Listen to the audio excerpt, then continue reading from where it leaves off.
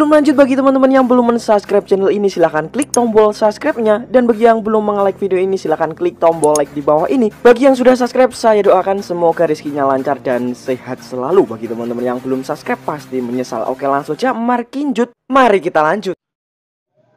Wah, kali ini tepat pada malam 1 Suro.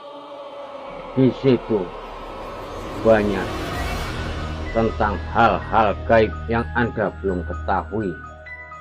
Terutama di malam 1 Suro, banyak orang mencuci gaman atau mencuci keris ataupun benda-benda pusaka yang memiliki kodam.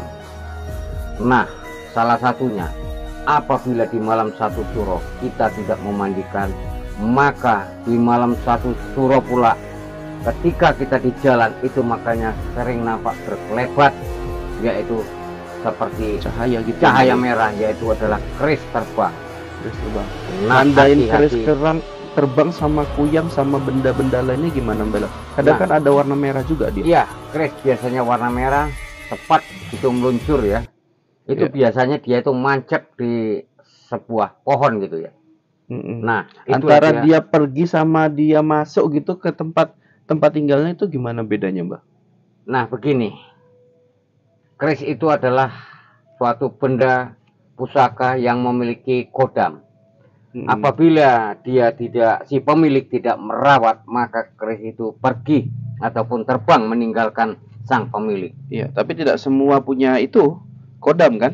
Ya, kalau rata-rata keris yang asli memiliki kodam, terkecuali keris buatan ya, seperti properti itu tidak memiliki kodam. Oke, jadi supaya tidak kabur, tidak terbang harus dijaga, harus diritualkan ya, Iya, harus dirawat, dimandikan di malam 1 Suro. Iya, di awal Suro lah ya, Mbak ya. Nah, ya, itu yang belum pernah Anda ketahui adalah sosok penunggunya.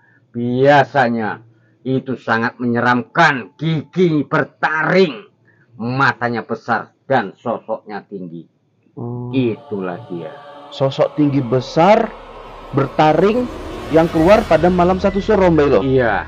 Wih, itu makhluk apa, Mbak Ilo? Kok bisa keluar kayak gitu dia? Itu adalah sosok jin yang menunggu di suatu benda yang ada kita miliki dan yang memiliki kodam.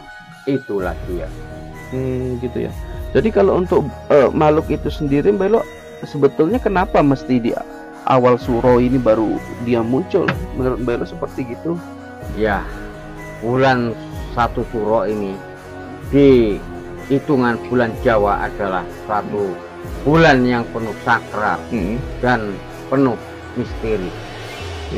Dan biasanya pada malam 1 Suro itu biasanya orang pada ngebleng ataupun padi geni ya, tengah malam, yaitu untuk mencari ridho ataupun mencari petunjuk.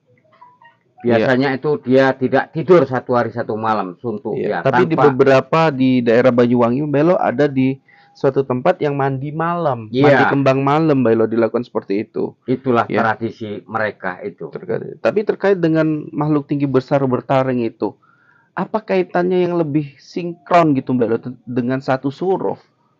Kenapa dia nggak keluar di malam-malam lain? Kenapa mesti di 1 Suro? Ya, biasanya. Apa dia memang dari daerah Jawa hantu ini?